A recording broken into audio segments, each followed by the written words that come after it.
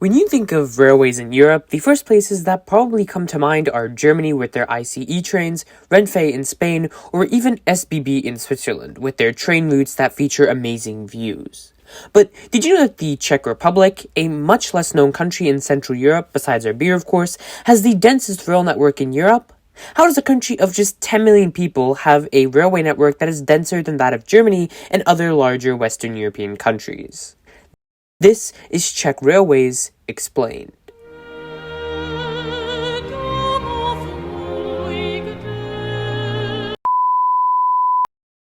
If you take a look back into history, you'll actually find that the Czech Republic has quite a rich and extensive railroad history dating back to the 1830s. In 1832, when still a part of the Austro-Hungarian Empire, the first passenger horse-drawn railway opened in what is now considered the Czech lands, running between České Budějovice, then known as Budweis, and Linz in Austria. 7 years later, steam locomotives finally reached the Czech lands with the opening of the Vienna to Břeclav and later Brno rail line in 1839. By 1845, trains had reached the center of what would become the Czech capital of Prague, with the opening of the very creatively named Prague railway station, now known as Prague Masarykovo. Around 30 years later, in 1871, Franz Josef Spanhof opened on the site that would eventually become the Prague main train station. Recognize this Art Nouveau building on the Magistrala at Prague main train station? Yeah, well, it dates back to before World War I, with its construction lasting 8 years between 1901 and 1909. Unlike other parts of the Austro-Hungarian Empire, the lands of Bohemia, Moravia, and Silesia, what would eventually become the Czech Republic, benefited particularly well from railways due to the land's rather low geography and close location to Budapest and Vienna, the former capitals of the Austro-Hungarian Empire. This location, combined with an abundance of natural resources such as iron and coal, caused the Austro-Hungarian Empire to invest significantly in railways in the Czech lands at least until 1918, when the empire broke apart. It's due to these factors that the First Czechoslovak Republic benefited from a very strong industrial base during the interwar period. In the late 1920s, Czechoslovakia was considered to be among the top 10 industrialized countries in the world. With this title, lots of rails were needed to transport all of the country's industrial exports and other goods, passengers, and materials.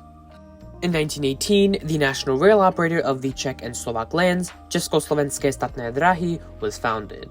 ZSSR replaced the Österreichische Nordwestbahn following the dissolution of Austria-Hungary. Czechoslovak state railways would last from 1918 until the dissolution of the Second Czechoslovak Republic in 1992.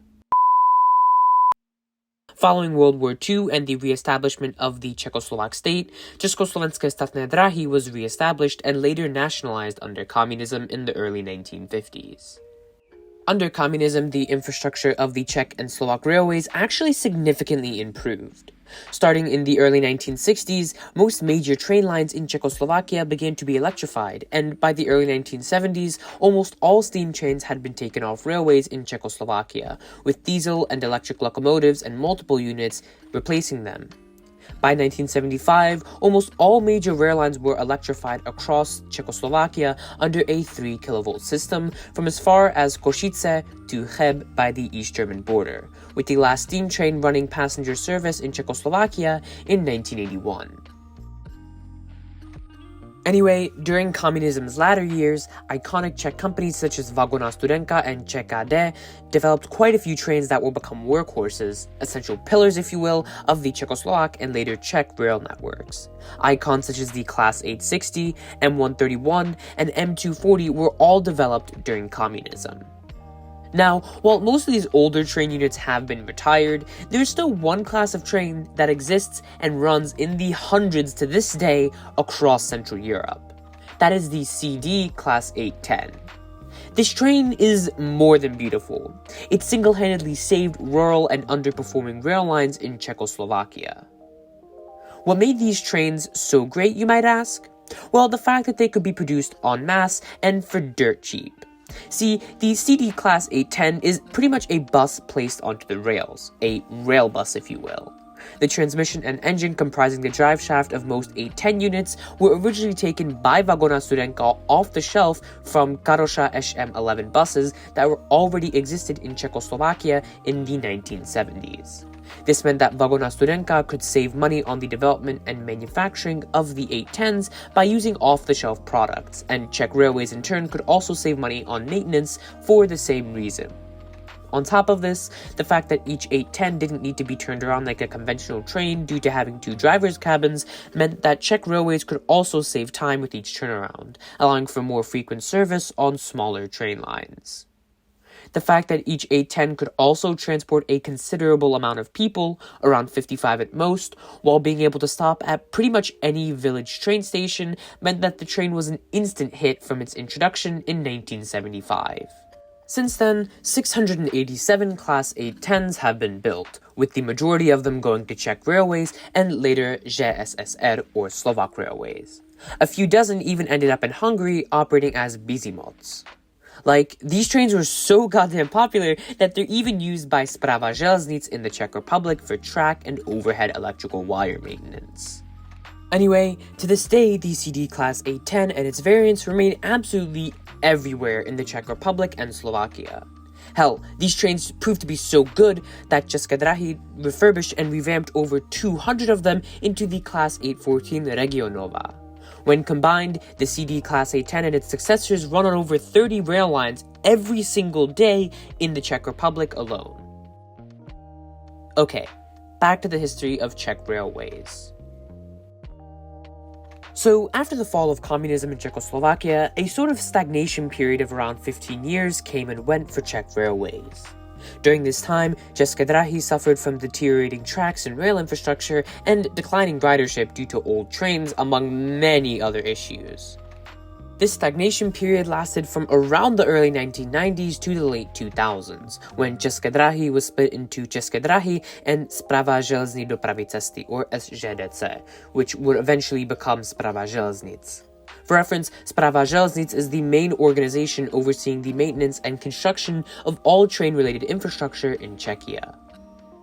After quite a few years of mismanaging funds and, quite frankly, shitty leadership, České dráhy was finally forced to get their act together in the early 2010s due to the beginning of private train operators offering service in Czechia. Now, what makes Czech railroads unique in Europe is the fact that there are so many private rail operators that serve train lines in the country. Since 2013, České dráhy has had to compete with two other major rail operators in the Czech Republic, those being RegioJet and Leroexpress. Both of these private operators use tracks owned by Czech Railways and Správa železnic between major Czech and Slovak cities. Yet, despite this, both RegioJet and Leroexpress have been able to break a profit, with Leroexpress especially even partnering with České dráhy to offer regional services using Alstom-Charandia rail buses in the late 2010s. Companies such as RegioJet and Leroexpress forced České dráhy to finally begin modernizing its tracks with electric and diesel multiple units such as the City Elephant, Škoda 7 EV, RegioShark, and the Regio Spider trains, among many others. In the mid-2010s, České dráhy began to take a page out of RegioJet's book and began modifying its classic set train cars with new amenities such as Wi-Fi, better seating, and overhead information screens. Throughout the 2010s and early 2020s, Czech railway infrastructure has also been heavily modernized by Správa železnic, with certain lines getting upgrades from the old 3 kV system to the new standard of 25 kV 50 Hz wires. With all of this competition and the increasing quality of rail infrastructure, it's arguable that Czech Railways is becoming one of the highest quality railways in Europe. Just last year, in 2024, the European Federation for Transport and Environment rated RegioJet and České dráhy the 3rd and 6th best rail companies in Europe. Things are only expected to get better in the future with the construction of high-speed rail corridors across Czechia slated to begin in the late 2020s. Thank you for watching this video. If you'd like to see more content like this, please like and subscribe. Anyway, thank you for watching the video, and have a great rest of your day.